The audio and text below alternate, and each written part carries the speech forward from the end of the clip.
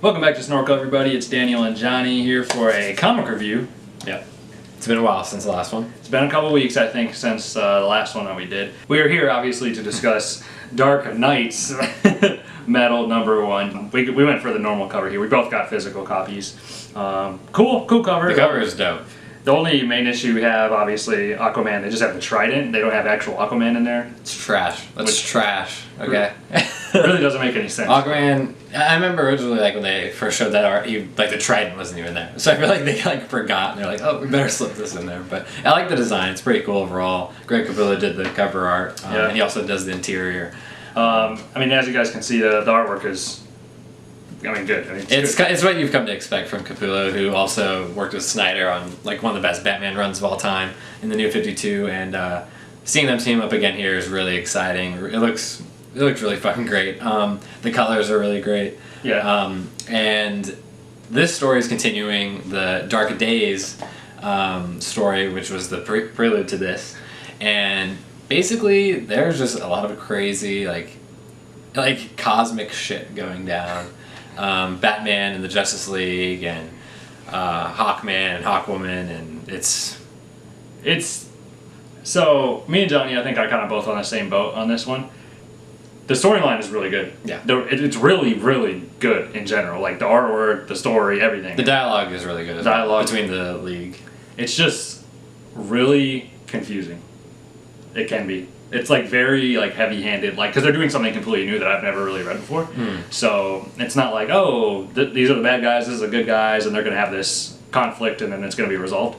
They're really introducing some deep stuff, and it's just kind of confusing to wrap your head around everything. This is this. Yeah, Snyder's kind of like a high concept guy, I feel like, and he's really DC's kind of giving him free reign on this one, and like you said, there's a lot to absorb in this one. They throw a lot of different ideas at you. Yeah. There are definitely parts where it's holy shit, I need to really read this carefully. But it's still, especially the opening of this, the first 10 pages or so, it's really fucking good. There's this really cool cold open with the Justice League and Mongol, and it's how they get out of the situation and the situation they're in is really interesting, and just seeing the League together, because guys, I don't know if you've been keeping up with Justice League Rebirth, but it has to be the shittiest. It has to be the shittiest title out right now. It's atrocious, and so to see someone that actually knows how to write these characters well together is really refreshing, and it's exciting to see that. It is, and like you said, there's still the first two, the Forge and the casting, that was set up for this, but even in this book, especially in the second half, there's still a lot of setup and exposition to kind of explain what the conflict is and what's going to go down. So I'm expecting the next, there's supposed to be 6 parts overall, I think, in the next 7 months basically. So I'm expecting issue 2, issue 3, it's really going to ramp up, and I think there's going to be a lot more characters that we're familiar with in there. I think there's going to be more action, probably more, actual, I guess, development rather than just setup. So it'll be interesting to see how it all pans out eventually. Being that they're not waiting for a dark side or someone of that nature to come get them, they're going to be facing a bigger threat, it seems like, than just one person. Since we don't know what's going to happen, this is basically the 3rd book of the story that we've read. How do you think they're going to fare? Because it seems like this is going to be a show. I don't know. It's going to be Survivor Series style. Yeah, I mean, like I said, don't want to spoil anything, but there's been hints in the other books what the fuck's gonna actually happen, and it's tied to Batman, and there's some bat shit going down. I'm really pumped actually to see where this goes. Yeah, because I think who's coming in this is going to be a really big threat to the Justice League. Yeah, and not just Justice League, but I know there's going to be all these other characters. I know Green Arrow and the Teen Titans and the Titans and all these other Zatanna and Constantine. So it's going to be really crazy. I'm really excited to see Snyder deal with all these characters and put them in situations that I think are going to be enjoyable. So yeah, I mean, it's a good first issue. Not amazing, but I'm excited to see the rest. What do you score? I'm going to say 8. The art is so good. I love the banter.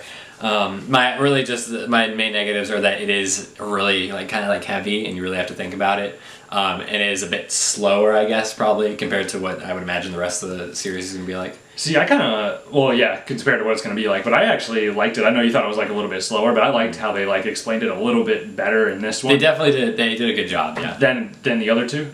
Overall, I'm actually going to give it an 8.5 out of 10. Yeah. I liked it. I actually liked It's this really one. good. I like this one more than the other two.